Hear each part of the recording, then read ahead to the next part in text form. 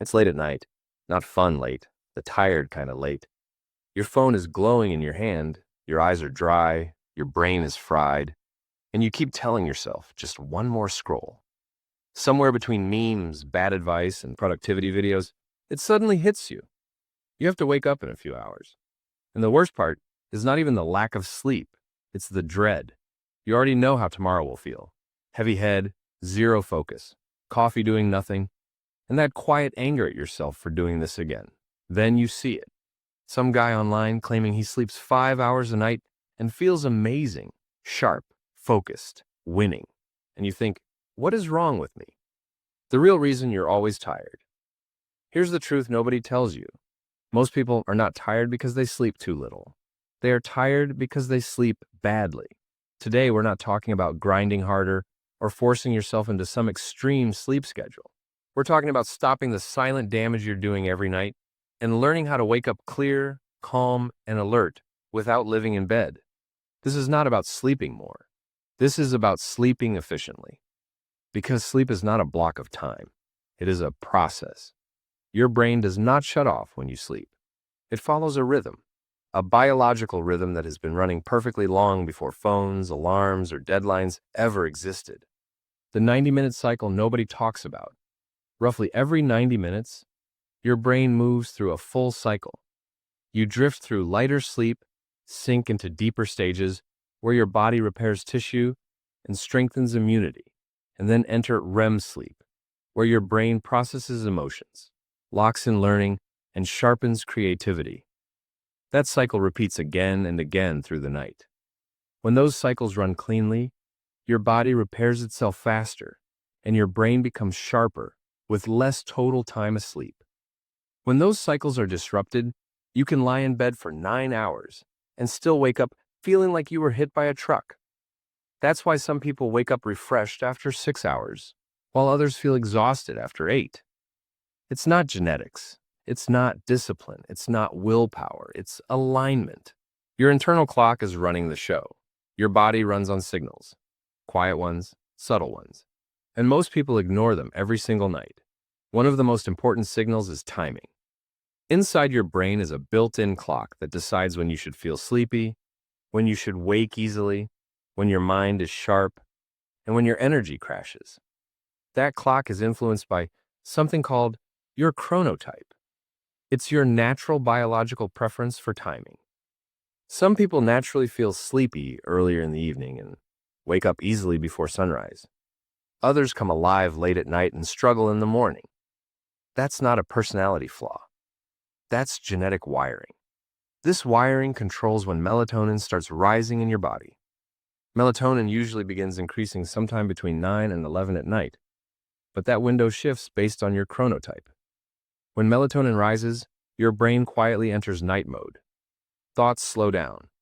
Body temperature begins to drop. Recovery systems switch on. If you go to sleep during this window, sleep comes faster and deeper.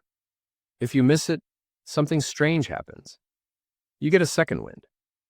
Suddenly you feel alert again, focused, motivated. Not because you're rested, but because your brain thinks night has been postponed. That second wind is not energy, it's a warning. Miss your natural melatonin rise too often, and your brain stops trusting bedtime cues. Falling asleep becomes harder. Sleep becomes lighter. Waking up becomes painful. This is why consistency matters so much. When you sleep and wake at the same time every day, even on weekends, your brain starts preparing for sleep before you even get into bed. Melatonin rises automatically. Your nervous system downshifts without resistance. Sleep becomes something that happens to you, not something you chase. When your timing is random, your brain never fully commits to recovery. Deep sleep shortens, REM fragments, and you wake up unrested even if the clock says you slept enough. If you want to sleep less and feel better, you must respect timing before you chase hacks. Why you wake up groggy. Now let's talk about why you wake up groggy. That heavy, foggy feeling is not laziness. It's not weakness. It's chemistry. You likely woke up in the middle of a sleep cycle. Imagine pulling the power plug on your computer while it's updating. That's what most alarms do to your brain. When you wake during deep sleep, your brain chemistry is still in recovery mode. Blood pressure is lower, reaction time is slower, focus is terrible. But when you wake near the end of a 90-minute cycle, something different happens. Your brain is already shifting toward alertness. Hormones are rising. Neural activity is coming back online. That's why you can wake up after 6 hours feeling sharp and wake up after 7 hours feeling destroyed. The solution is not guessing. The solution is planning. When you count backward from your wake-up time in 90-minute blocks, you give your brain a clean exit. 4.5 hours, 6 hours, 7.5 hours. Not perfect, not guaranteed, but far better than random alarms ripping you out of deep sleep. Now here's where most people fail. They think sleep starts when they close their eyes. It doesn't. Sleep starts hours earlier. Your nervous system needs a runway, not a crash landing. If you go from stress, screens, and stimulation straight into bed, your body stays wired even if your eyes are closed. Heart rate stays elevated. Thoughts loop endlessly. You toss, turn, half sleep. That's not recovery. That's unconscious stress. Temperature controls depth. Your body also relies on physical signals to decide when to go deep. One of the strongest is temperature. At night, your core body temperature naturally drops. That drop is not accidental. It's a trigger for deep sleep. When your body stays too warm, your brain never fully lets go. This is why cooler rooms produce better sleep, and why something counterintuitive works so well. Taking a hot shower about 90 minutes before bed forces your body to cool itself afterward, exaggerating that temperature drop and pulling you into deeper sleep. Sleep pressure and adenosine. Your body also tracks how long you've been awake using sleep pressure.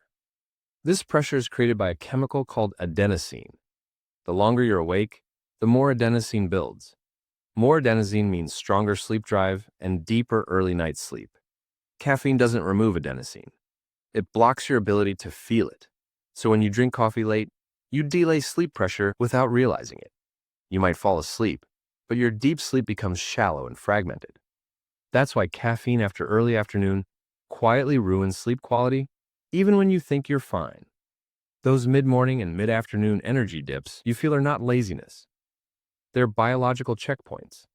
Your brain checking sleep pressure and energy balance. Fighting them with stimulants all day only makes nights worse. Training your brain to expect sleep. Now, let's talk about behavior. Your brain learns patterns fast, faster than you think. When you repeat the same actions before bed every night, brushing your teeth, dimming the lights, stretching, reading something slow, your brain starts predicting sleep. Prediction triggers chemistry. Chemistry creates ease. That's why rituals work, not because they're magical, but because your brain loves sequences. Light plays the biggest role here. Bright light tells your brain it's daytime. Dim light tells it night has arrived. Light is the strongest external signal your circadian system responds to. Noise matters too.